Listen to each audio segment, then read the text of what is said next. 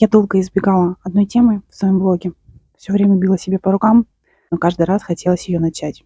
И тут недавно я вспомнила фразу от одной девочки, которая прям мне очень сильно запомнилась и врезалась в память. Это было за границей в поездке. Мы шли в компании с мероприятием, и там познакомились с одной девочкой. Мы шли, разговаривали, просто рандомно болтали. Я спрашиваю у нее, просто обычный такой, знаете, вопрос светской беседы.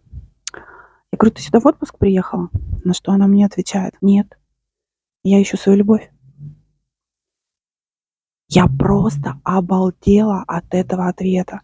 То есть она это сказала мне, постороннему человеку, а также свидетелям еще нашей компании, где были мальчики и девочки.